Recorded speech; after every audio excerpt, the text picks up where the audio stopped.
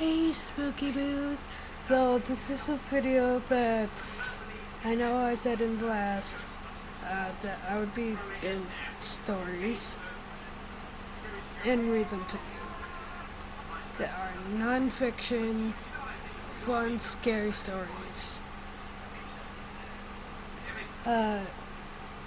This is known as the Ghost of Graylock.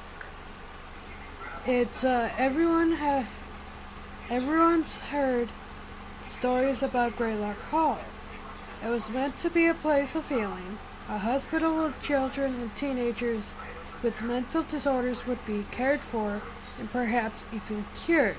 But something went wrong and several young patients died under mysterious circumstances. Eventually, the hospital was shut down, the building abandoned, and left to rot deep in the woods.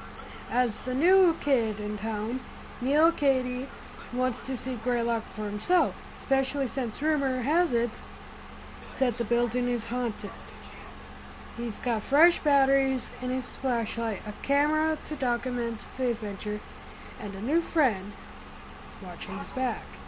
Neil might think he's prepared for what he'll find in the dark and dreadful asylum, but he's certainly not prepared for what follows him home. Scary, suspenseful, and surprising. Dan Poblocki's latest ghost story will keep you turning pages into the dead of night. So we'll be reading chapter 1 and chapter 2.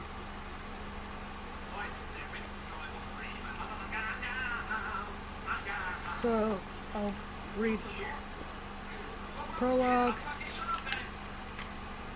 then chapter 1. So here we go. Ghost of Greylock Hall. Every town has its secrets, and when whispered by children in the dead of night, some secrets become stories. They collect, and brew, and change. Sometimes, under special circumstances, the story becomes legends, destined to survive even as the children who share them grow up and move on. In a town called Headstone, a ruined building called Graylock Hall stood in the state forest like an ominous funeral monument. It had been a notorious psychiatric hospital housing almost 1,000 patients. Local kids referred to it as the asylum in the woods, and most of them knew well enough to stay away. Since its closing, the secrets contained within the hospital's walls had given rise to a frightening legend of madness and murder. If you grew up nearby, the subject of that legend, a nurse who had worked the graveyard shift, would have haunted your nightmares from an early age. It started with a storm. Late one night, while the hospital was still in operation, the building lost electricity in the midst of a summer thunderstorm. During the blackout, one of the patients from the youth ward went missing. The next morning, the staff found the girl's body drowned, bloated, and blue, face down in the reeds at the water's edge. Then several months later, a second patient drowned. Another storm, another power outage. Some of Graylock's staff grew suspicious of the nurse who's been on duty during both accidents, but they said nothing. After the third drowning, the staff wished they hadn't kept their fears secret. 3 children lost. 3 bodies discovered at the water's edge. Small limbs tangled in like weed.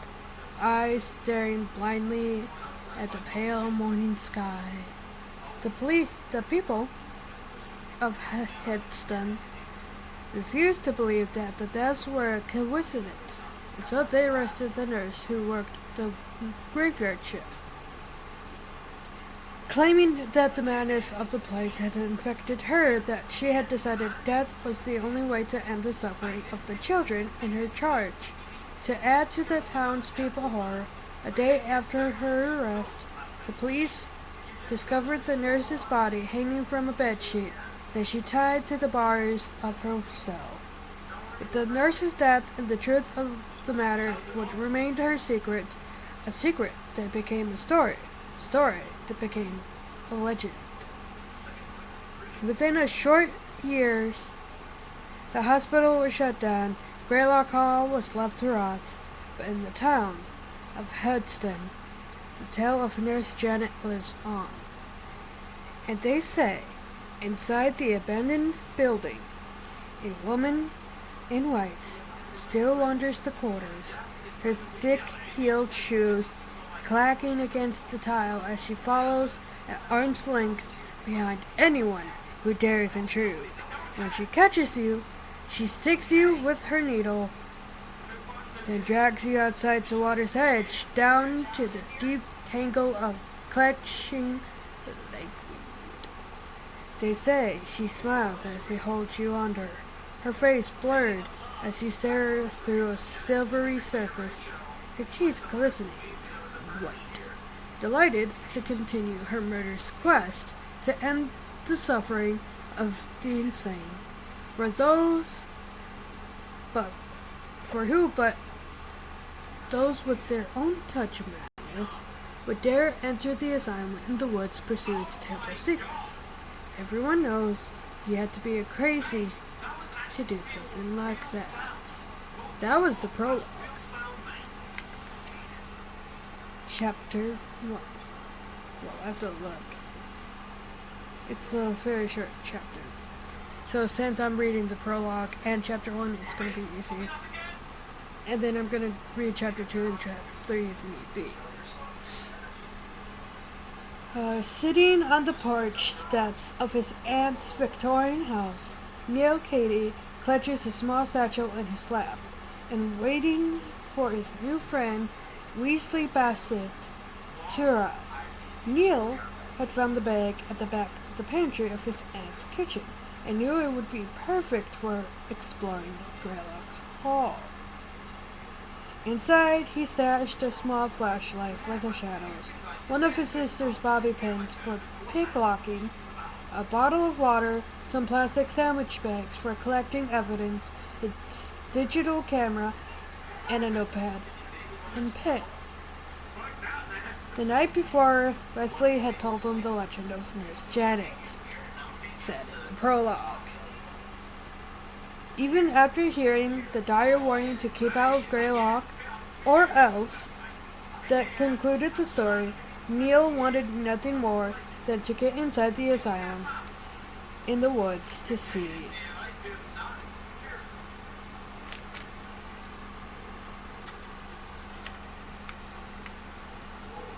Just in case.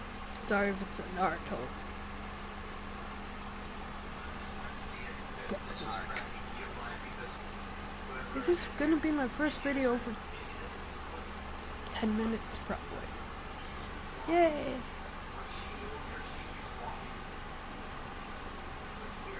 More than to get inside the asylum in the woods to see for himself what the fuss was about. When it comes to ghosts, spirits, and spooky things, Neil considered himself an expert.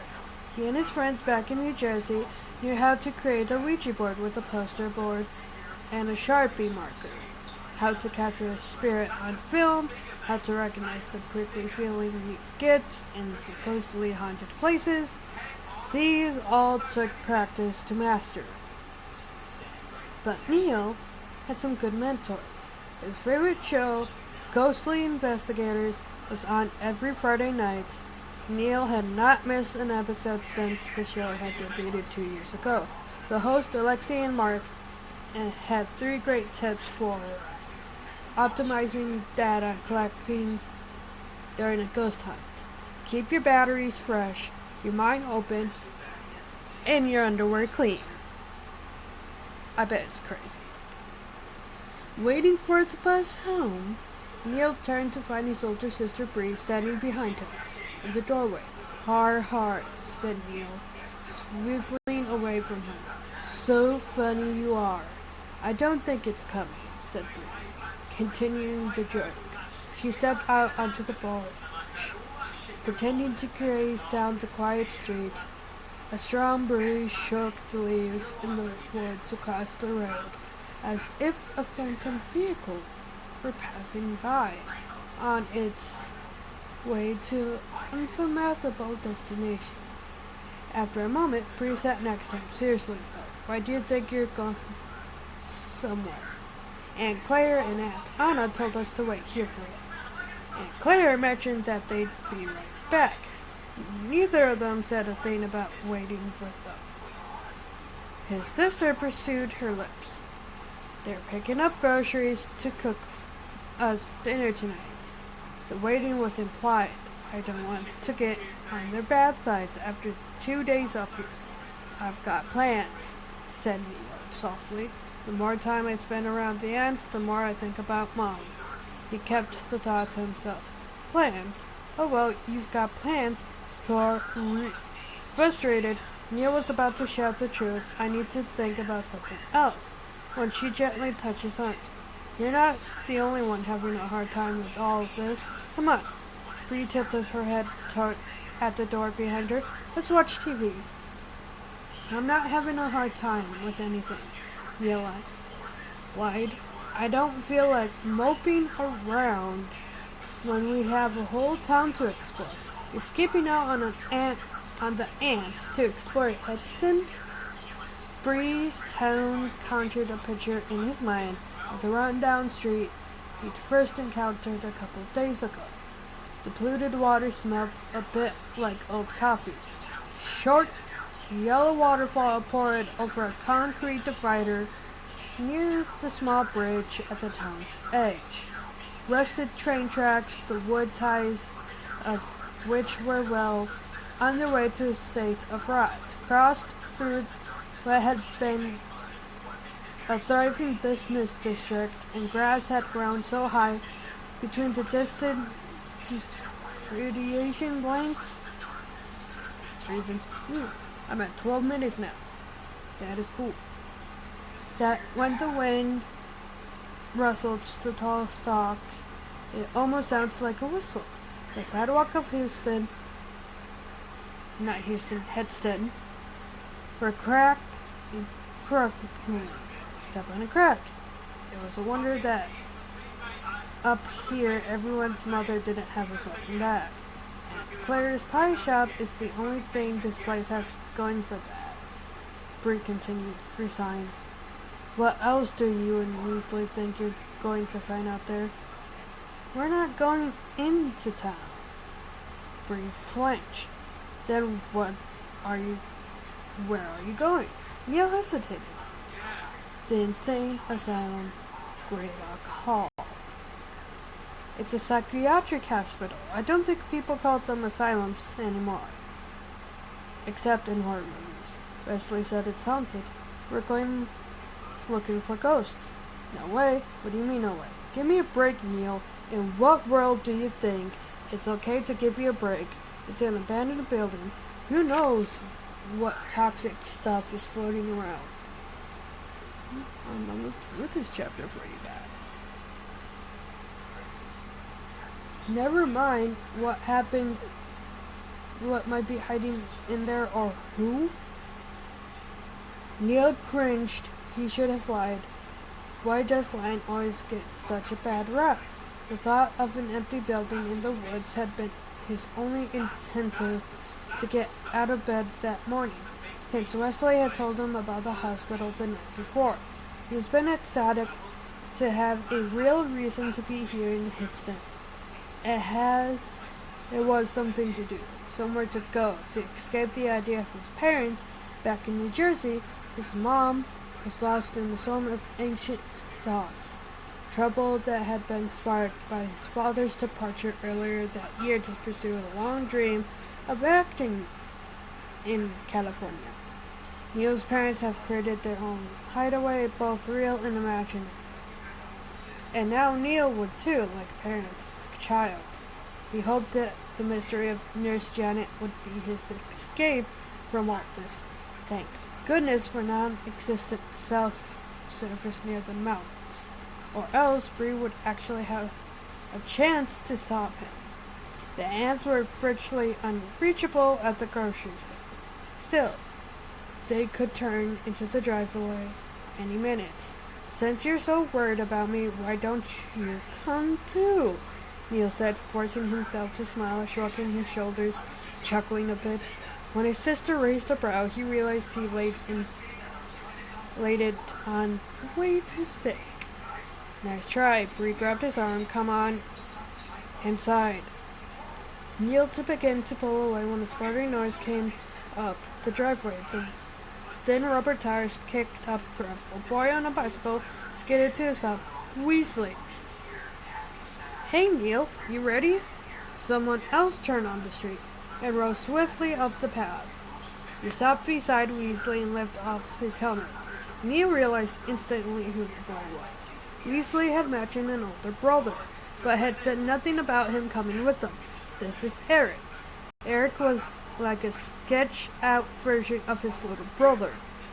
His face long, his jawbone more angular, his shoulders wider, his eyes and skin were slightly darker than his little brother's.